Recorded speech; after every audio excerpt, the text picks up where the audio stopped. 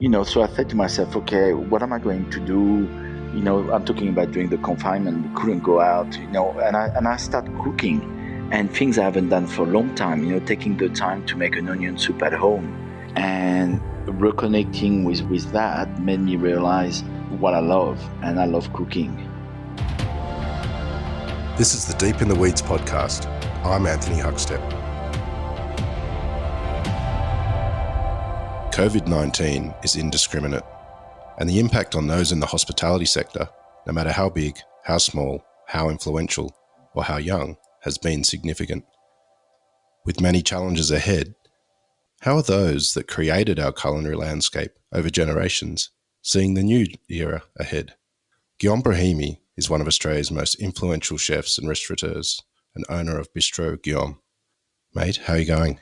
Man, Anthony, I'm okay. Monday morning, raining in Sydney. Another week. It's been a pretty crazy period of time. How have you felt during this last couple of months with the pandemic and your restaurants forced to close? Well, it's been some up and down, it's something we never had before.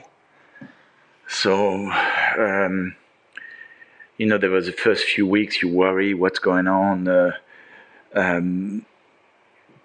restaurants are closed, no contact, the normal meetings of how did we go last night, the report of the everyday life of restaurants. And after that was 1 week. After that, professionally, having your restaurant close with all the worry about the cash flow and how are we going to survive. And after that, there is JobKeeper happen, and we needed to find some funding to help, to fund the first months of JobKeeper, and we did that. And after that, there is a stress of the staff who are not eligible for JobKeeper, and what can you do for them? And it sounds like it hasn't stopped. You know what I mean? I can't believe we nearly end of July. We're talking March. 6 months ago, the first case of corona was in Australia, I think. That's something like that. And on top of that, you got your family life, your personal life, your kids doing HSA, kids working from home, kids at uni on the campus, and on top of that, you got your family in France. Parents who are getting older, and you're starting to worry. And the craziness is, I arrived in Australia early 90s, and I never had a worry of when do I need to go to France, because you can always, you just book a ticket and you go. But that's the first time now I've got, I can go. How do you feel about your homeland now? Do you have a stronger connection to it and a yearning to be there? Absolutely. And the craziness of it, Anthony, is, so I said to myself, okay, what am I going to do? I'm talking about during the confinement, we couldn't go out, and I start cooking. But cooking in a different way, of meaning getting the produce, bring them at home and starting from scratch, and things I haven't done for a long time, taking the time to make an onion soup at home, taking the time to make so many dishes that normally I don't have time, and reconnecting with that made me realize what I love, and I love cooking. And I was just making onion soup and enough for all my neighbors. Lucky neighbors. Yeah, they're quite happy, I have to say. Never got anything drop on my door, but that's okay. And I start making some soup for an hospital in Sydney, just for the cleaners and the not the staff of the hospital, but the workers, like the cleaners and the drivers and all of that. So we made that for about 5 weeks from my house, making 50 portion of soup in not a commercial kitchen. Let me tell you. But I realized, how much I love cooking and sharing it. That's really made me realize that's what I love about what I do is starting from scratch, using the produce, cooking it, and sharing it. Giving it to people. And on the other part is I realize all these. Like I'm so lucky to where I come from and the people who teach me. Like I've got the foundation of French cuisine in part of my heritage. And we made I think and I start doing Zoom and I start doing. I tell you how busy I've been, but like I start doing a little bit of Instagram TV, and the first one I did, I did a 2 ice baked souffle. Like, should I try something easier? Like, but it worked. It worked because I know how to do them. I I respect the recipe and respect the produce. And do you know what I mean? Like that's like I'm lucky. Things will sound so normal to me about how to make a chicken jus. How to braise a lamb shoulder, how to fillet a fish, and all these things are not neglected, but I took it for granted. Why did you become a chef? Uh, that's I started cooking at 15 now, and I'm turning 53 now. And I have tough time at school.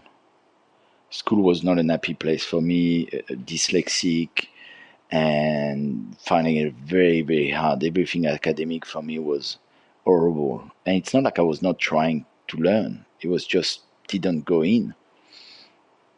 And I remember, I was petrified when the report was sent to my parents' house.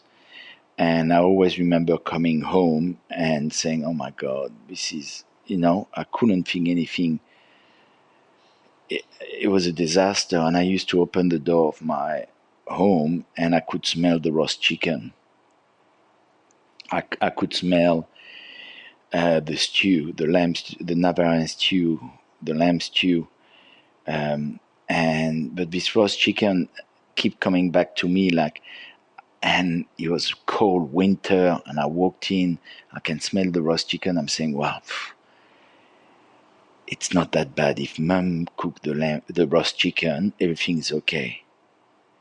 And that was like my security blanket, because we come from a family, we sit down every night. We will have 3 course every night. Mom will make an entree. It might be a soup in winter, roast chicken for main course with a salad, cheese, and a yogurt for dessert with jam.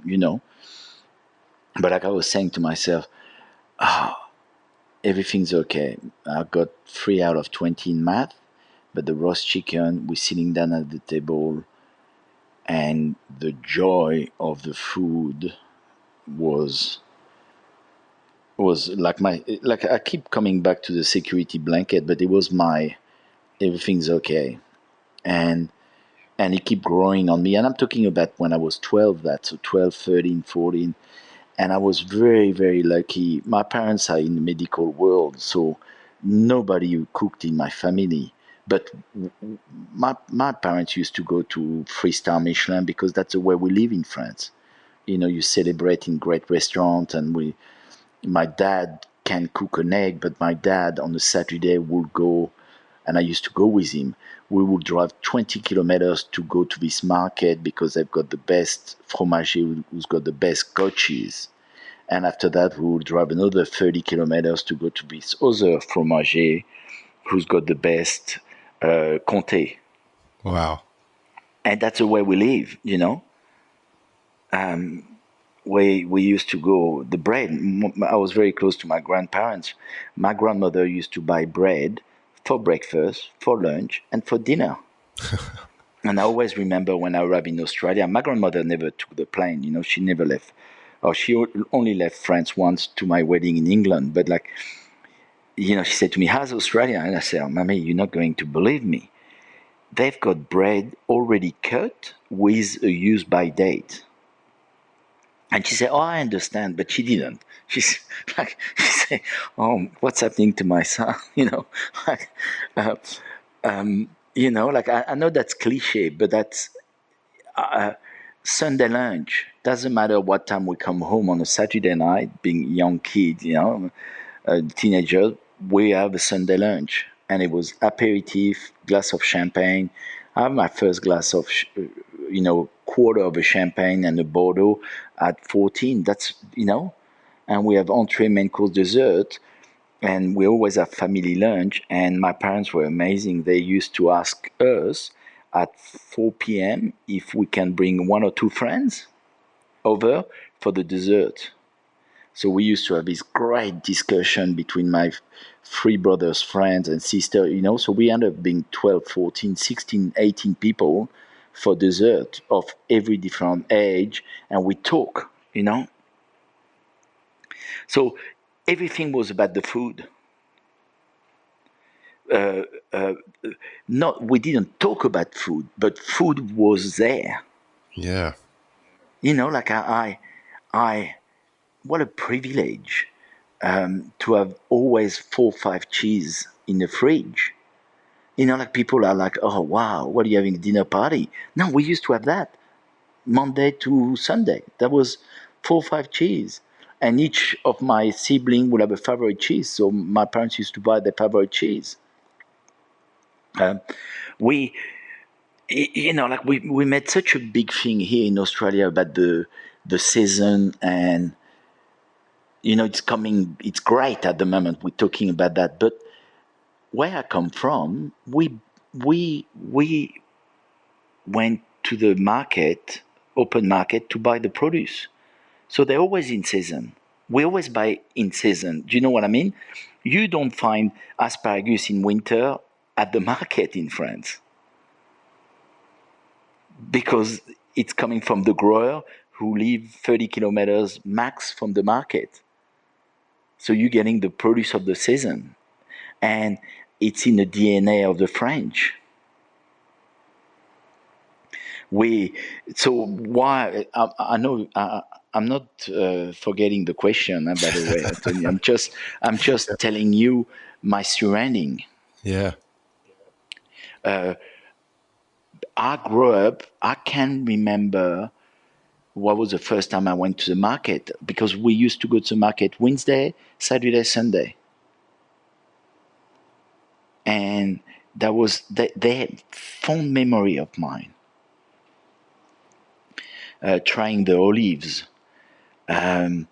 going to buy the mushroom, and the woman who sell the mushrooms got dirt in her nails. Going to buy the raspberry in spring, and the woman's got red in her nails because she picked the mûr, the blackberry. You know what I mean? Like that's buying the butter with a knife because they've got like 5 kilo block of butter, and you pick the butter you like. So at 14, I said to my dad, you know, I don't want to be, I don't want to go to school anymore, because it was very important, you know, like moving. You can stay to the HSA in a school in France. You know, you find a school, it costs money, and you end up staying, and year 12 happened, and it's you don't know what you're doing, but you went to year 12. But I said to my parents, that's it, I want to cook. And because my dad was such a bon vivant, and have friends, and they were good customer to some of his restaurants. For my school holiday, Christmas holiday, as a 14 years old, I went to work at La Tour d'Argent for 2 weeks as a work experience. La Tour d'Argent was 3-star Michelin at the stage. Do you know the La Tour d'Argent, Anthony? Yeah. So that's a restaurant on top of, it's, one of the greatest restaurants in, they do the famous duck, the pressed duck. And so I spent 2 weeks there as a 14 years old. And my dad used to pick me up. I didn't do crazy hours. I did 9 to 4. But as a 14 years old, I was exhausted, but I was so proud. So proud to tell my dad my day. And I tell you, one of the most amazing thing happened to me is they asked me to they were making thin apple tart. I still do it these days, but make a small apple tart, and they asked me to make one. I was in pastry. And I made one, and they let me bake it. They showed me how to bake it, and they say you should take it home. And for the first time in my life, I bought something I was proud of. It was not math report or English report. It was my apple tart, and it was it was not a 10 out of 10, but for me it was a 20 out of 10. And for me to give that to my dad and my mom, my chest was up. Like I was, when I was proud. I went like, oh my God. And obviously I didn't think about the effect of it, but it was me bringing something from my work at my parents and showing them that I was better than just a kid who didn't have good result at school. And went back to school, and Easter holiday happened, and my dad said, I've got another stage for you. And I said, oh, thanks, Dad. I'm so happy. Where? And there was a restaurant who just opened in Paris called Jamais. And this restaurant was the first restaurant of Monsieur Robuchon. And as a 14 years old, I spent 2 weeks there. I didn't say a word. I was petrified because Jamais was a very hard kitchen. La Tour d'Argent was a big kitchen with a lot of different rooms. But Robuchon was a small kitchen, and everybody was there. And, I was a 14 years old. And when my dad picked me up for the last day, Anthony, I remember the smell of the restaurant when I was waiting. I worked 4.5 years there. Wow. Oh, you don't know, but I worked 4.5 years there. A few years later, I went back, and I never been in the dining room. I went to the dining room 2 times, the first day of my stage and the first day when I got employed. And I can remember the smell of the dining room. And Robuchon, so my dad went to pick me up, and I was proud. And my dad said, thank you, Mr. Robuchon, to have my son. You have to realize chefs were, the Bocuse, Oiseau were coming up. You know what I mean? You're talking about early 80s. This is the start of what happened to the Nouvelle Cuisine, etc. in France. And Robuchon said something to my dad, and I remember that to the day I die. He said, your son, look at this wall. There is a watch. There was a big clock. And he said to my dad, I look at him all day the last 2 weeks, and he didn't look once at the clock. And yeah. And I know it doesn't mean a lot, but for me, it meant the world. And so I finished school in June, and in September, I started an apprenticeship in a small bistro in Paris. We used to go to Rungis once a week, 3 a.m. start to 10 p.m. Wow. And going to Rungis was, as a 16 years old, I was the proudest kid up there. Rungis is the biggest market in the world. And I finished my apprenticeship in 2 years, and I went back to La Tour d'Argent as a commis. And I spent 2 years there, and I always remember Dominique Boucher, the chef there. By the way, we were 3-star Michelin at the time. Dominique Boucher called me on a Friday in his office, the chef, and I went to see him. He said, I think you spend enough time with us. I want you to go there. And he was on the phone. He was on the phone with Robuchon. And he told Robuchon, I've got someone for you. And Robuchon asked to see me that Friday afternoon. I went to Jamin, and Robuchon welcomed me into his little office. And he had a letter written by Dominique Boucher, and he asked for me to read it. And I read it. It was a very nice letter. And he said, I was going to put you in a larder, but I'm going to put you on charge of the fish section. But first you need to learn the fish section here, but I want you to become on charge of the fish. And I said, yes, Mr. Robuchon, I haven't had a holiday for a year and a half, okay? And so I was thinking, perfect, I'll leave La Tour d'Argent, take a few weeks holiday, and I start at Robuchon. And he looked at me, he said, okay, you've got the job. I see you on Monday, 8 a.m. So, and I said, oui, chef. and just before I left, he called me and he said, and he took one of his old diary, and he went to the March 19, I can remember, and it was stagiaire Guillaume Brahami. He said, I know who you are. You were here a few years ago, and he showed it to me. And I went to see Dominique Boucher, and I told him, he asked me to start on Monday. He said, great, take Sunday off. So I took Sunday off. And on Monday, I was at Jamin, and the person in charge of the fish was a friend of mine I work with at La Tour d'Argent. And you will know this guy. It was Eric Ripper. Oh, wow. And I spent a year working in the fish with Eric. And Eric left to Washington. And I took over the fish section at Robuchon. So what led you to come to Australia? No idea. That's like, I wish I thought I would never leave. Because at one stage, Robuchon said to me, I think I would love you to go to Freddy Girardet. Did you know this chef, Freddy Girardet? He was a 3-star Michelin in Switzerland. They were saying Robuchon and him were like the two,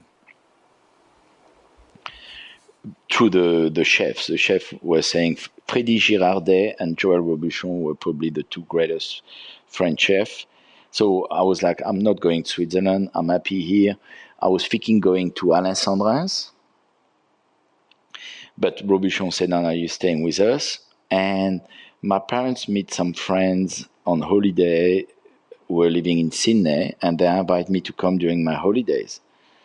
And I come to Australia and went like, oh my God, this is amazing. And I love rugby and all of that. And I said, oh. And I said to myself, I said to my parents, I'm going to apply for a visa, we see and I got it in 1 week, permanent residency. Like now, So I say, okay, I'm going to go. And my parents say, Anthony, it was working in France was hard. Like I spent 4.5 years in the kitchen, working 7 a.m. to midnight, 5 days a week. And so it was, it was a crazy thing, but what I've been doing for the last 4.5 years was crazy as well. So I went to see Robuchon, and I told him I was leaving. I was going to Australia. You know what he said to me? He said, I never heard of this restaurant. And I saw Robuchon many times after, and he said, oh, you're the star. And but a part of me, I'm not regretting, because, I love Australia. But I wonder what would happen if I would have stayed in France. When I see my friends now, who were part of these 4 years at Robuchon, they all got, Frédéric Anton, Eric Ripper, they all got 3-star Michelins. And I'm talking about pre-Cov, Mm. So, yeah. So I'm still wondering, what am I doing here? But, I've got 4 beautiful children. And I love Australia. You had one of Australia's most influential restaurants at Bennelong for a period of time. For 14 years. 14 years. What was that period of time like for you? Never took it for granted. It was hard. It was a hard restaurant to run, but never took it for granted. And when the lease stopped, I didn't want to tender, so I didn't lose the site or anything. I just didn't tender. It was 14 hard years. But when I see all the young chefs who started with me and where they are now, it's nice. And yeah, I always remember my oldest daughter was probably 4, and she was on the bus on the bridge going to the zoo on the school excursion, and the teacher showed them the opera house and say, "This is the opera house, children." And the little curly hair at the back of the bus said, "No, it's not." And the teacher said, "What do you mean it's not?" So it's my dad's restaurant. Like things you keep close to your chest for a long, long time. What was dining like back then when your restaurant was at its peak compared to the way the dining landscape has been in the recent couple of years? It was amazing. It was, you know, I think the great years, 2000, the Olympics. I did not have the Opera House on 2000, but I'm talking about them. The best years was Rugby World Cup in Australia, and not because I'm a rugby mad, but 2003, 2004, 5. Like Australia was booming. Australia was booming. People were spending big in restaurant. There was not an issue of how many books we've got tonight. We were full every night. What's been the impact on the restaurants that you do have at the moment? You have a couple of iterations of Bistro Guillaume. How's the pandemic affected that? Well, I think the hardest thing. Well, the pandemic is. Well, I've got two of them who are closed, and I only have Perth open, and it's Melbourne we reopen slowly, and then we have to close again.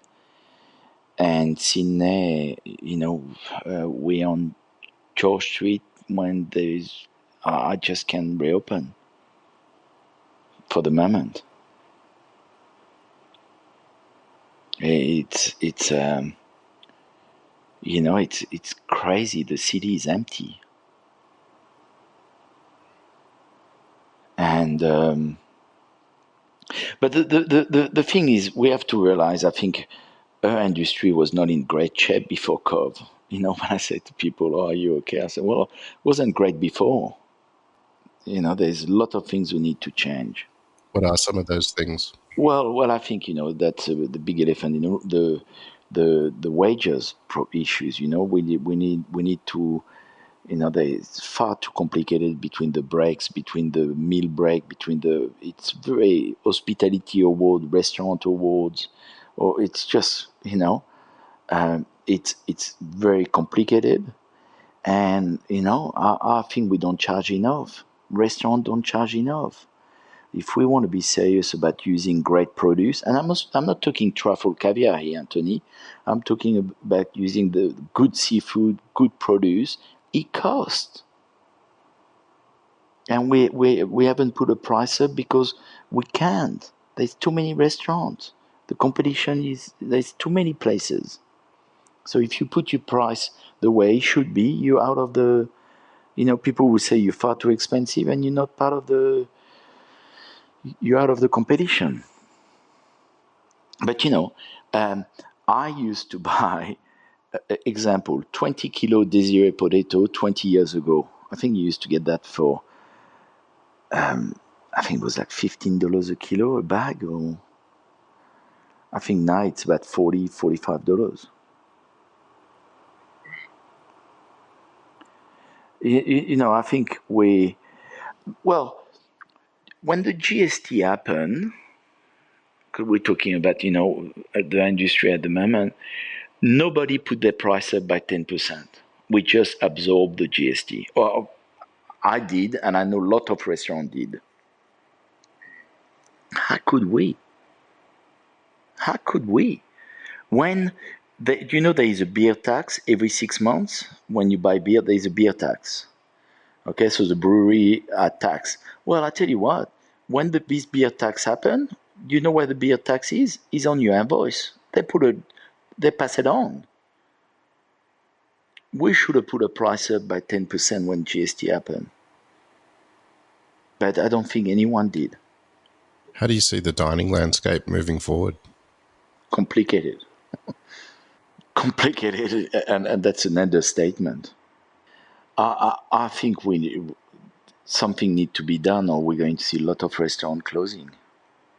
I want, like hopefully this curve is going to be managed. We're going to find a vaccine, or we're going to, it's going to pass. And but we need to go back and make sure we're in better position. I think we are going to see less big menus, and more focus on the produce on the plate. So if you order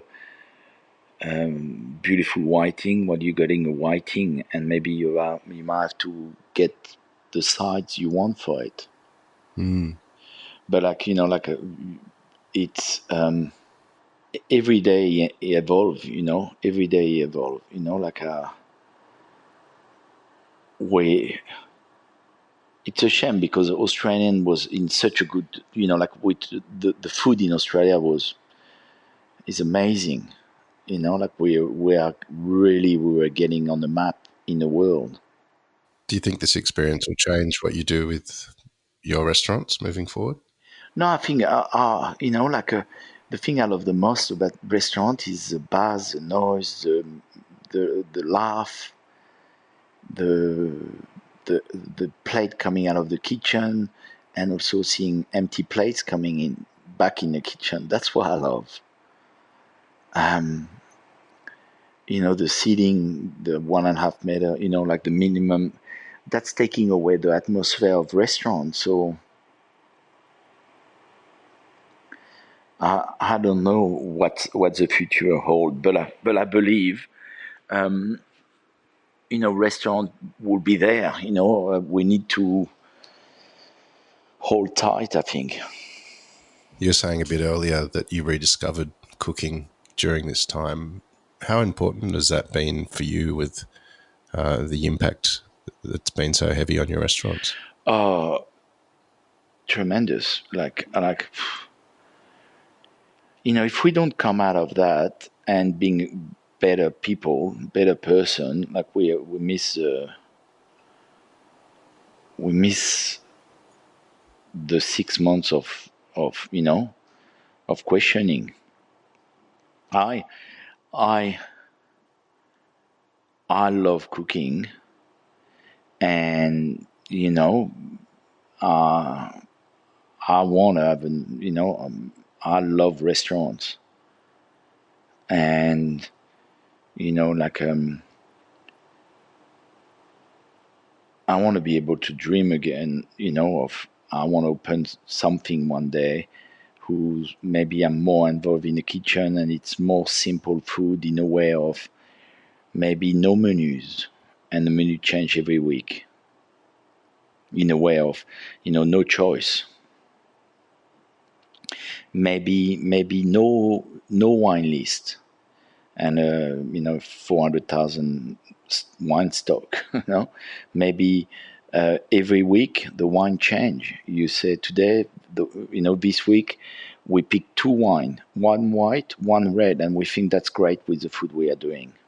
Do you know what I mean? I think we talk to the producer. What's good this week? Oh, I've got great asparagus. Great. Vegetable for this week is asparagus. What's dessert? Oh, I've got some amazing mangoes. Okay, we do a mango dessert. Uh, I've got some great salad chicken. Great. And I want, Anthony, what's important is we need to get away from the factory of a kitchen, like the guy who cook the fish every day, boom, boom, boom, boom. Like by changing the menu every week, you get the excitement of you guys. So we are cooking this week, and next week it's something else. So you don't have time to get bored. Do you know what I mean? You get excited about it. And if people don't like asparagus, they can come next week. you know I don't eat that, but sorry. Go to my other friends who've got restaurant.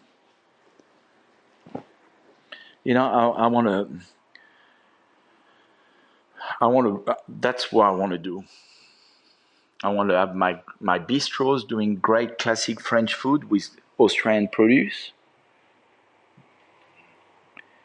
and I would love a little place or something special when I can just focus with the best of the best. Meaning the best, at the moment. I don't know if you try the bluefin tuna at the moment. Well, I want bluefin tuna on my. That will be the fish for the week. And next week, I speak to Con. I say, "What's good, Con?" And maybe I do lamb in spring.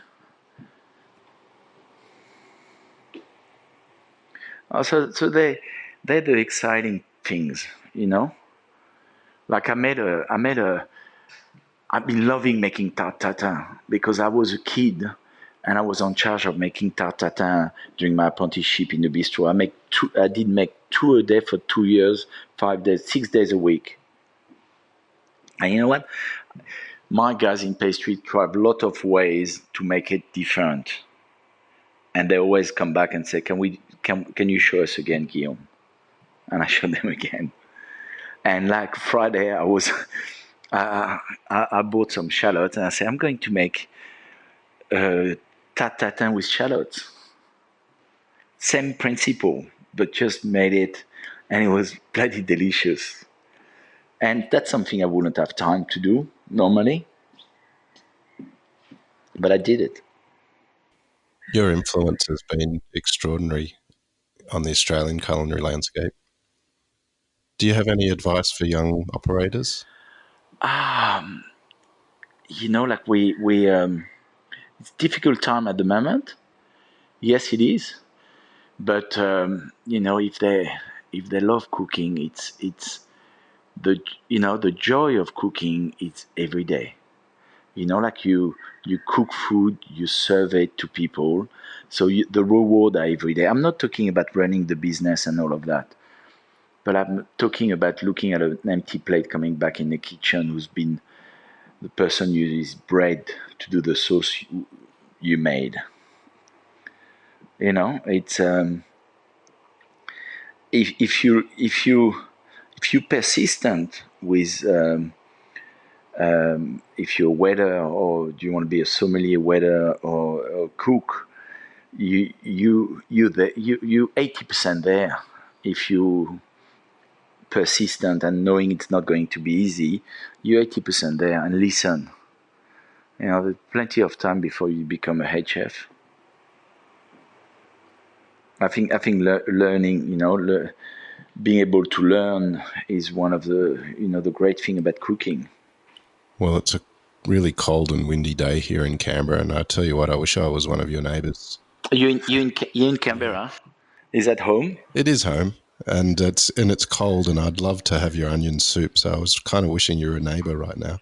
Well, mate, I'm very happy to send you some, but you know what? You're not missing anything here. It's pouring the last 2 days. The way it should be in end of July in Australia. You want the winter. A little bit of sun during the day doesn't hurt. Well, I might have to take your inspiration and make some onion soup myself. But Guillaume, it's been amazing having you share your story today. Thank you for thinking of me, Anthony. It's always a joy to talk to you, and it's even more of a joy to eat your food. So hopefully all of your bistros open very soon, and particularly this restaurant that you're talking about in the future. It sounds amazing. Oh, that's my dream. That's when I go to bed, this one. But you never know. Thanks for sharing your story, mate, and we'll talk again soon. Take care. Have a great day, Anthony. Bye. This is the Deep in the Weeds podcast. I'm Anthony Huckstep. Stay tuned as we share the stories of Australia's hospo community, suppliers and producers in search of hope during this pandemic. Special thanks to executive producer Rob Locke for making this all happen. Follow us on Instagram at Deep in the Weeds Podcast, or email us at podcast@deepintheweeds.com.au. Stay safe and be well.